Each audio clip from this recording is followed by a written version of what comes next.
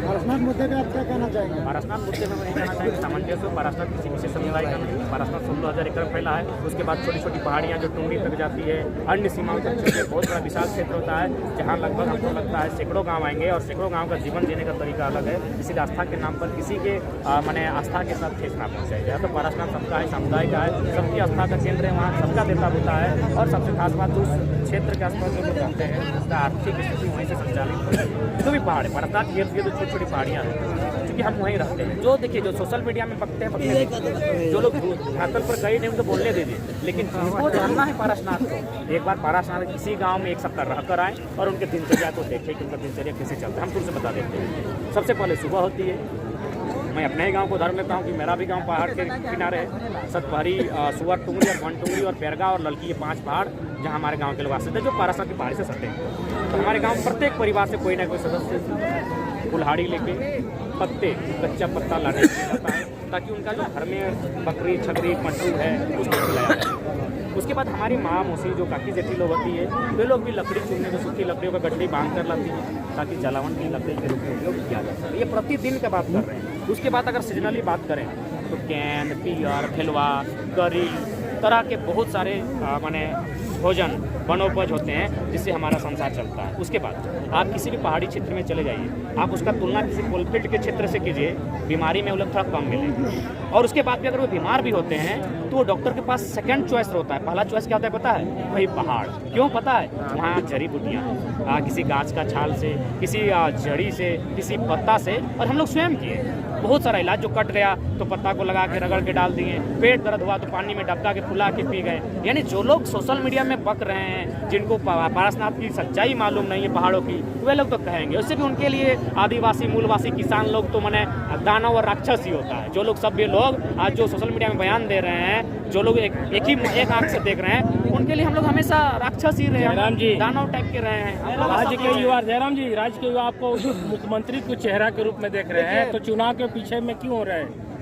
चुनाव के मैदान में पीछे क्यों? देखिए, पहला बात आपसे निवेदन होगा, पत्रकारिता का भी एक आप लोग अच्छे जानकार हैं। एक सवाल हो रहा है, जब समाप्त हो तब पूछे, आपको भी एक अच्छी पत्रकारिता करनी है भविष्य में। आपका सवाल है दादा चुनाव को लेकर, तो मेरा मानना है कि ये दिल्ली नहीं है, यहाँ शिक्षा का अभाव।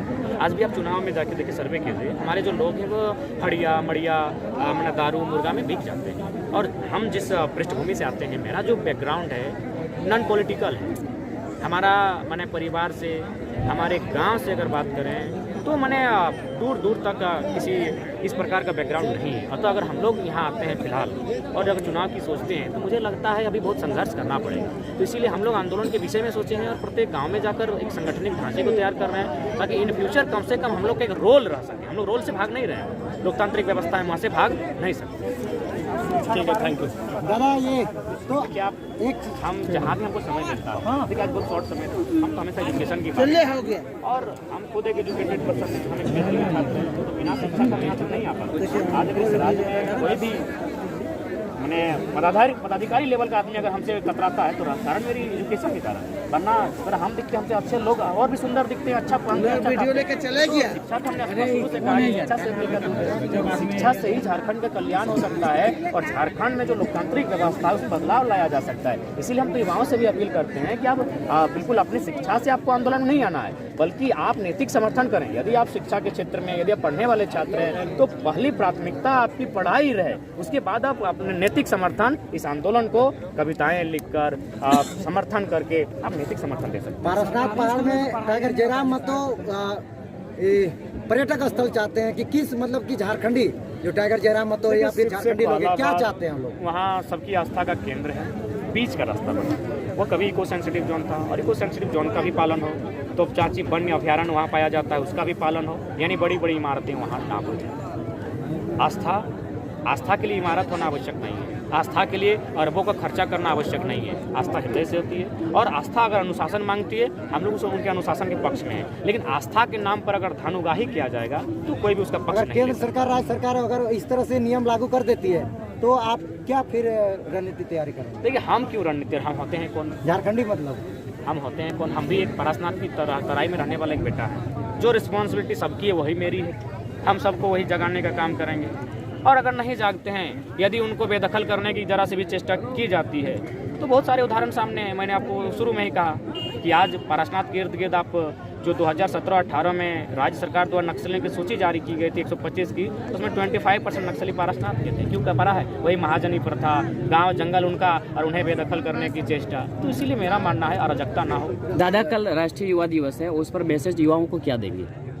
राष्ट्रीय युवा दिवस के अवसर पर युवाओं को यही मैसेज देना चाहेंगे कि आप युवान हैं और युवा अवस्था एक ऐसी अवस्था होती है जो समाज के लिए, राज्य के लिए, देश के लिए एक आशा की किरण होती है।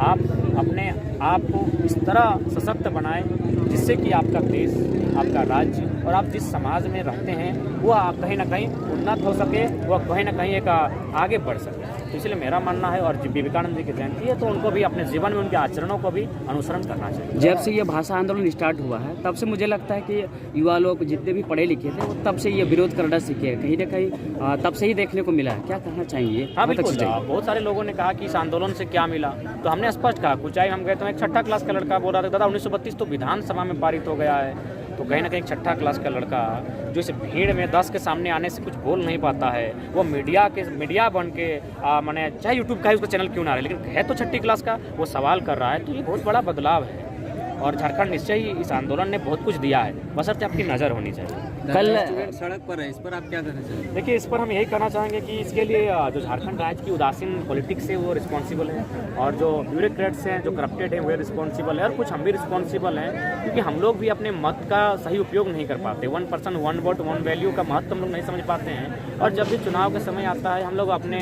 औने पौने दाम लेकर अपने मत, जिससे हमारे राज्य का निर्धारण होगा, निर्माण होगा, जिससे युवा शक्ति सशक्त होगी, नियोजन नीति पॉलिसी बनकर सामने आएगी, हम लोग समझ नहीं पाते हैं। और रही कारण आज जितने पॉलिटिशियन हैं, आप लोग आज चूँकि सब युवा रिपोर्टर बन रहे हैं, तो आप लोग एक दिन जब आप लोग अनुभवी हो जाएंगे, जब आपके 2-4 चुल पक जाएंगे, तब आपको पता चलेगा कि इनका किसी का मलेशिया कनेक्शन है और किसी का दुबई कनेक्शन है, तो किसी का महाराष्ट्र में फ्लैट है, किसी का दिल्ली में। ये लोग जितने भी झारखंड के हैं, मुझे लगता है 90% विधायक और ब्यूरोक्रेसी के लोग सब के सब चोर हैं। इनका सबका फ्लैट मिलेगा, बस समय आने दीजिए, पोल खुलेगा। हम नहीं, ये आप खोलें।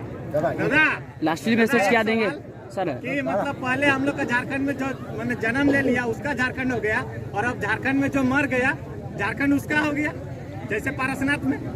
बिल्कुल, ये दुर्भाग्य का विषय है। अगर आस्था है तो आस्था का, हमने शुरू से कहा कि आस्था का सम्मान है। आप एक परिसर की मांग कर सकते हैं क्योंकि झारखंड के लोगों ने सबका सम्मान किया है, लेकिन आप अगर समस्त पहाड़ की बात करेंगे, आने वाले दिनों में 5 किलोमीटर डायमीटर की बात करेंगे, अनुचित नहीं है क्योंकि हाँ 5 मानते हो तो 50 किलोमीटर दिखा रहे हैं, 5 किलोमीटर ही मांगते हैं, तो क्यों दें? आपका एक बित्ता जमीन नहीं, आपका एक गांव नहीं, आपका एक टोला नहीं है, सारा गांव हमारा है। और हमारी आस्था आपकी आस्था से पहले की है। बौद्ध दर्शन या जैन दर्शन की बात करें तो उससे पहले कृषि दर्शन था और आपका शिकारी युग था। तो हम तो शिकारी युग, हम तो कृषि युग के संबंध रखने वाले लोग हैं, तो हमारी आस्था आपसे भी प्राचीन है। हमने तो आपको शरण दिया है क्योंकि जितने भी आज कोठी बने हैं वो सभी झारखंडियों की ज़मीन है। आप किसी भी 1911 का सर्वे उठा के देखिए, 1932 का देखिए, या फिर आज़ाद भारत के किसी भी सर्वे को देखिए, उस समुदाय की ज़मीन नहीं थी, तो हमने उनको दिया है। इसीलिए भाईचारा का माहौल खराब ना हो, जो सामंजस्य से बना रहना चाहिए, और वहाँ किसी भी प्रकार का माने बड़ी बड़ी लागत के साथ जो बड़े बड़े बिल्डिंग बन रहे हैं उस पर प्रतिबंध लगना चाहिए, क्योंकि वो इको सेंसिटिव जोन के तहत आता है। इको सेंसिटिव जोन का मतलब होता है वन्य पर्यावरण जीव की रक्षा हेतु, और उसकी रक्षा तभी हो सकती है जब आप उतने बड़े बड़े बिल्डिंग को वहाँ निर्माण नहीं कर सकते। तो जाहिर सी बात है, बोले तो वहाँ जीवन दर्शन और धर्म दर्शन की बात ही नहीं हो रही है, वहाँ केवल धनुगाई की बात हो रही है। और अगर धनुगाई का विषय नहीं होता तो 2-3 साल पहले, आज मोटा मोटी आप किसी गांव में चले जाइए, हम लोग का तो टूसू का गीत भी है पारसनाथ को लेकर, हथिया पत्थर को लेकर आप टूसू गीत सुनेंगे। यानी हमारा वहाँ जो जाना वो तो हजारों साल की परंपरा है, क्योंकि गीत 2 दिन में तैयार नहीं होता है। जो गीत बनकर आया है, जो कर्म का नृत्य होता है, उसमें हजारों साल लगते हैं। तो कहीं ना कहीं हमारा गीत अगर उस पहाड़ को लेकर है, वही मेला के दिन, हथिया पत्थर के दिन, तो जाहिर सी बात है हमारे लिए आस्था केंद्र है, हम लोग सदैव वहाँ जाए हैं। लेकिन अगर उस तरह माने आप चाहेंगे कि एकाधिकार उसमें माने अपना दावा कर लें तो उचित नहीं होगा। फिलहाल उसे सभी के लिए सुरक्षित रहना चाहिए, जीव जंतु जंगली उनके लिए सुरक्षित रहे। आप पारसनाथ पहुँचे थे, सभी युवाओं का मांग था कि आप पारसनाथ में दहाड़ेंगे, अपनी पहचान पारसनाथ पहाड़ से है, साल भर से लोग गर्व कर रहे हैं, स्वाभिमान है झारखंडियों का और आपकी पहचान है। कल आपकी भाषण नहीं हुई, उसमें देखिए टाइम नहीं मिला था। देखिए, मेरा मानना है, पहला बात, जैसा कि हमें बहुत सारे लोगों ने सूचना दिया था कि वो निमंत्रण मिला था, उसके बावजूद बहुत सारे लोगों ने कहा कि देखिए वहाँ जो लोग उपस्थित हो रहे हैं वो आपकी विचारधारा से मेल नहीं खाते। हम बोले देखिए, हम झारखंडी हैं और झारखंडी होने का जब हमको निमंत्रण मिला है तो हम सामंजस्य के लिए जाएंगे, हम समर्थन के लिए जाएंगे कि पहाड़ सबका है। और लेकिन मेरा भी मानना था, और खास तो जो लोग थे वहाँ पर, कोई उड़ीसा का शख्स है, भले ठीक है वो ओहदे में है, ओहदे में था, लेकिन कोई उड़ीसा का शख्स है, कोई गुमला से चल कर गए हैं, किसी का संबंध संथाल परगना से, और पारसनाथ पहाड़ में मेरा घर है। और अगर हम लोगों को अगर दरकिनार करना चाहते हैं तो मेरा मानना है ये कतई उचित नहीं है। बाकी मुझे भी लगा कुछ लोग चाहते हैं कि आदिवासी मूलवासी की एकता ना बने, इसीलिए ये हथकंडा कल अपनाया गया था, जो कि दुर्भाग्य का विषय है। लेकिन हमने हमेशा सहयोग किया है, और हम तो संचालक महोदय से बोले कि अगर समय नहीं है तो हम नहीं बोलेंगे, उसके बाद अपने मंच भी अगर नहीं था तो हम नीचे बैठकर सुनते हैं। लेकिन चूंकि आपने निमंत्रण दिया था हम आए, लेकिन अब भाई माहौल ऐसा बना कि लास्ट में जो भी पुलिस के वरीय पदाधिकारी थे उनको आना पड़ा, और फिर उन्होंने कहा तो हम भी अपनी बात को रखें। लेकिन हमारा कोई कभी ना ईगो रहा है, ना कभी हमारा एटीट्यूड रहा है, हम एक सरल इंसान रहे हैं, और हमेशा हम सामंजस्य करने की बात करते हैं। और हम तो इतना सह हैं कि जो लोग हमें मैंने भद्दी गालियाँ का प्रयोग किए हैं, जो लोग हमें ट्रोल किए हैं, जो लोग हमारे शहीद पिता पर सवाल किए हैं, हम उनके साथ भी मैंने मैत्री का भाव रखते हैं, और उनके लिए भी मृदु स्वभाव रखते हैं। तो हम हमेशा झेले हैं, हमने हमेशा विष पिया है, और विष पीने के बाद लोग विषाक्त हो जाता है, लेकिन हम तो उसके बाद भी लोगों को मैंने अमृत ही बरसाने का कार्य कर रहे हैं। हमने किसी के प्रति गलत अंतिम सवाल पूरा झारखंड वासियों को क्या संदेश देंगे जो लोग अभी तक जगह नहीं है? झारखंड को ये संदेश की अंतिम मौका है, जग जाइए, नहीं तो फिर राज्य से आपको भागना पड़ेगा और कुछ नहीं बचेगा। सबको जोहार, लोकतंत्र के चौथे जोहार।